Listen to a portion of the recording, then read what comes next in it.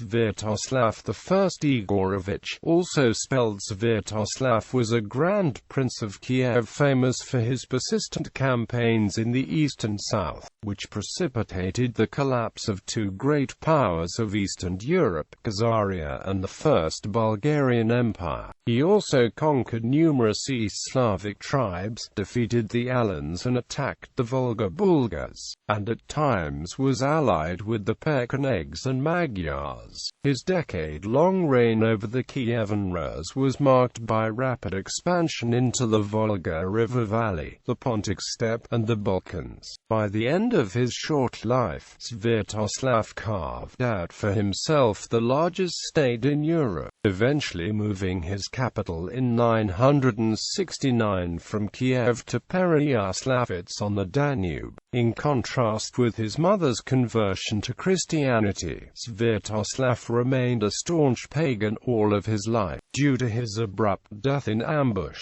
his conquests, for the most part, were not consolidated into a functioning empire, while his failure to establish a stable succession led to a fratricidal feud among his three sons, resulting in two of them being killed. Name: the primary chronicle records Sviatoslav as the first ruler of the Kievan Rus with a name of Slavic origin. The name Sviatoslav, however, is not recorded in other medieval Slavic countries. Nevertheless, Svenold is the Old East Norse cognate with the Slavic form as attested in the Old East Norse patronymic of Sviatoslav's son Vladimir, Valdemar Svenoldson. This patronymic naming convention continues in Icelandic and in East Slavic languages. Even in Rus, it was attested only among the members of the House of Rurik, as were the names of Sviatoslav's immediate successors,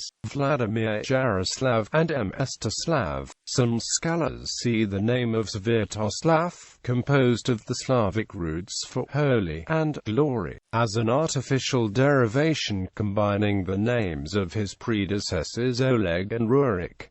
Early life and personality. Virtually nothing is known about Sviatoslav's childhood and youth, which he spent reigning in Novgorod. Sviatoslav's father, Igor, was killed by the Drevlins around 945, and his mother, Olga, ruled as regent in Kiev until Sviatoslav reached maturity. Sviatoslav was tutored by a Varangian named as Mud. The tradition of employing Varangian tutors for the sons of ruling princes survived well into the 11th century. Sviatoslav appears to have had little patience for administration. His life was spent with his družina in permanent warfare against neighboring states. According to the primary chronicle, he carried on his expeditions neither wagons nor kettles, and he boiled no meat, rather cutting off small strips of horse flesh, game, or beef to eat after roasting it on the coals. Nor did he have a tent, rather spreading out a horse blanket under him and setting his saddle under his head, and all his retinue did likewise.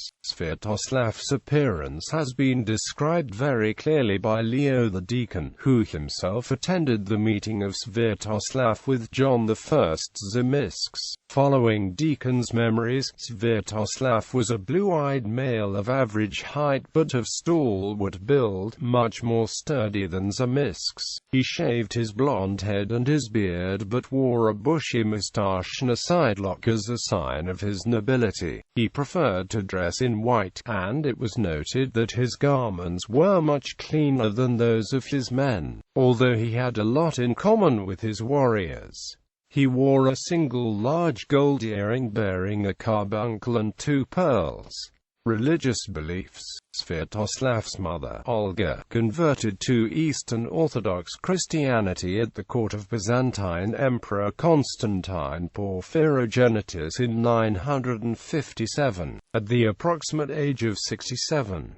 However, Sviatoslav remained a pagan all of his life. In the Treaty of 971 between Sviatoslav and the Byzantine Emperor John I Zimisks, the Rus are swearing by Perun and Veals. According to the primary chronicle, he believed that his warriors would lose respect for him and mock him if he became a Christian. The allegiance of his warriors was of paramount importance in his conquest of an empire that stretched from the Volga to the Danube. Family. Very little is known of Sviatoslav's family life. It is possible that he was not the only son of his parents. The Russo-Byzantine Treaty of 945 mentions a certain Predslava, Volodislav's wife, as the noblest of the Rus women after Olga. The fact that Predslava was Oleg's mother is presented by Vasily Tatishchev. He also speculated that Predslava was of a Hungarian nobility. George Vernadsky was among many historians to speculate that Volodislav was Igor's eldest son and heir, who died at some point during Olga's regency. Another chronicle told that Oleg was the eldest son of Igor. At the time of Igor's death, Sviatoslav was still a child, and he was raised by his mother or under her instructions. Her influence, however, did not extend to his religious observance. Sviatoslav had several children, but the origin of his wives is not specified in the chronicle. By his wives, he had Yaropolk and Oleg. By Malusha, a woman of indeterminate origins, Sviatoslav had Vladimir, who would ultimately break with his father's paganism and convert Rus to Christianity. John Skylitz reported that Vladimir had a brother named Svengus. Whether this Svenga was a son of Sviatoslav, a son of Malusha by prior or subsequent husband, or an unrelated Rus nobleman is unclear. Eastern campaigns. Shortly after his accession to the throne, Sviatoslav began campaigning to expand Rus' control over the Volga Valley and the Pontic steppe region. His greatest success was the conquest of Khazaria, which for centuries had been one of the strongest states of Eastern Europe. The sources are not clear about the roots of the conflict between Khazaria and Rus, so several possibilities have been suggested. The Rus had an interest in removing the Khazar hold on the Volga trade route because the Khazars collected duties from the goods transported by the Volga. Historians have suggested that the Byzantine Empire may have incited the Rus against the Khazars, who fell out with the Byzantines after the persecutions of the Jews in the reign of Romanus I Lecapenus. Sviatoslav began by rallying the East Slavic vassal tribes of the Khazars to his cause. Those who would not join him, such as the Viatics, were attacked and forced to pay tribute to the Kievan Rus rather than to the Khazars. According to a legend recorded in the primary chronicle, Sviatoslav sent a message to the Viatic rulers, consisting of a single phrase, "I want to come at you." This phrase is used in modern Russian and in modern Ukrainian to denote an unequivocal declaration of one's intentions. Proceeding by the Oka and Volga rivers, he attacked Volga Bulgaria. He employed Oghuz and Pecheneg mercenaries in this campaign, perhaps to counter the superior cavalry of the Khazars and Bulgars. Sviatoslav destroyed the Khazar city of Sarkal around 965, possibly sacking the Khazar city of Kerch on the Crimea as well. At Sarkal he established a Rus settlement called Balai. He subsequently destroyed the Khazar capital of Atil. A visitor to Atil wrote soon after Sviatoslav's campaign, the Rus attacked, and no grape raisin remained, not a leaf on a branch. The exact chronology of his Khazar campaign is uncertain and disputed. For example, Mikhail Artamonov and David Christian proposed that the sack of Sarkal came after the destruction of Atil. Although Ibn Haukal reports the sack of Samandar by Sviatoslav, the Rus leader did not bother to occupy the Khazar heartlands north of the Caucasus Mountains permanently. On his way back to Kiev, Sviatoslav chose to strike against the Ossetians and force them into subservience. Therefore, Khazar successor statelets continued the precarious existence in the region. The destruction of Khazar imperial power paved the way for Kievan Rus to dominate north-south trade routes through the steppe and across the Black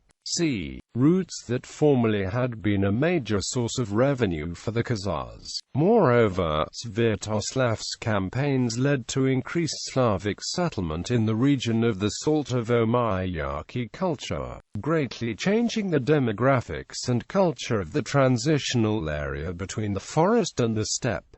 Campaigns in the Balkans. The annihilation of Khazaria was undertaken against the background of the Rus-Byzantine alliance, concluded in the wake of Igor's Byzantine campaign in 944. Close military ties between the Rus and Byzantium are illustrated by the fact, reported by John Skylitzes, that a Rus detachment accompanied Byzantine Emperor Nikephoros Phokas in his victorious naval expedition to Crete. In 967 and 968, Nikephoros sent to Sviatoslav his agent, Kallikiros, with the task of talking Sviatoslav into assisting him in a war against Bulgaria. Sviatoslav was paid £15,000 of gold and set sail with an army of 60,000 men, including thousands of Pecheneg mercenaries.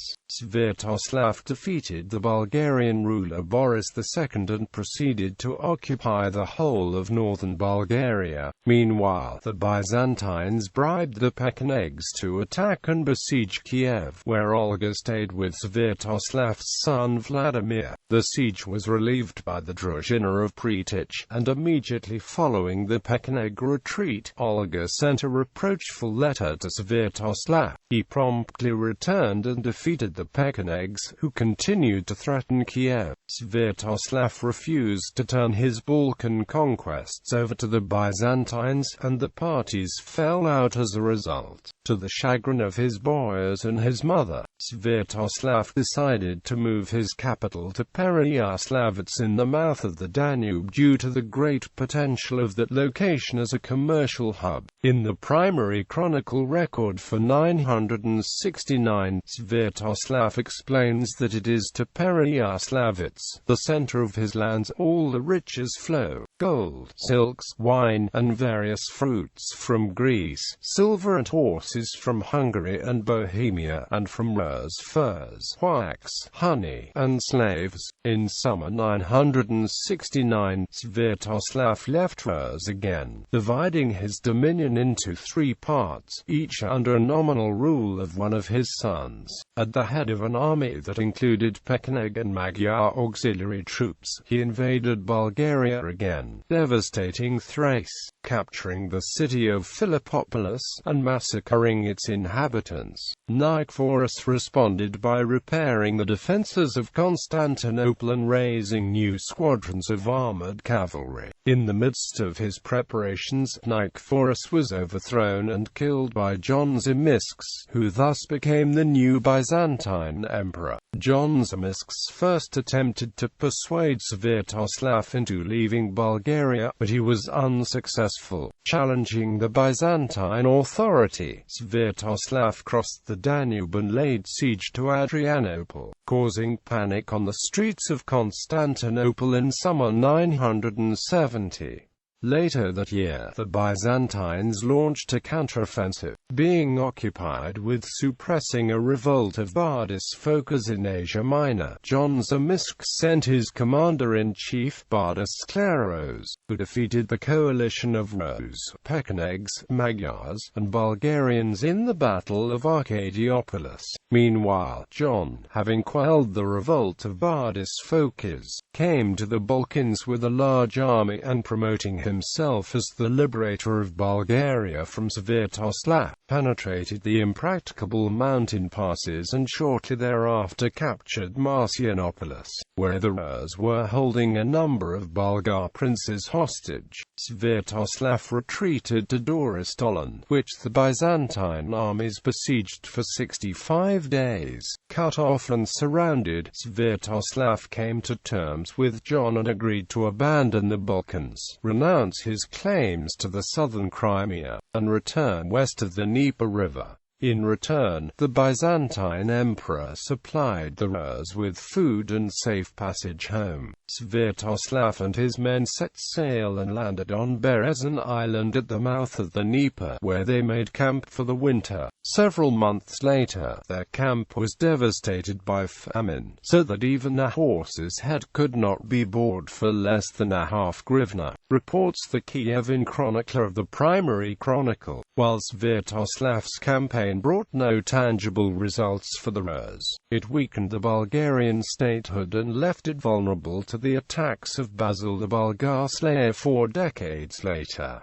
Death and aftermath. Fearing that the peace with Sviatoslav would not endure, the Byzantine emperor induced the Pecheneg Khan Kuryu to kill Sviatoslav before he reached Kiev. This was in line with the policy outlined by Constantine VII Porphyrogenitus Inter Administrando Imperio of fomenting strife between the Rus and the Pechenegs. According to the Slavic Chronicle, Sven Elder attempted to warn Sviatoslav to avoid the Dnieper rapids, but the prince slighted his wise advice and was ambushed and slain by the Pechenegs when he tried to cross the cataracts near Khortytsa early in 972. The Primary Chronicle reports that his skull was made into a chalice by the Pecheneg Khan. Following Sviatoslav's death, tensions between his sons grew. A war broke out between his legitimate sons, Oleg and Yaropol, in 976, at the conclusion of which Oleg was killed. In 977 Vladimir fled Novgorod to escape Oleg's fate and went to Scandinavia, where he raised an army of Varangians and returned in 980. Yaropolk was killed, and Vladimir became the sole ruler of Kievan Rus.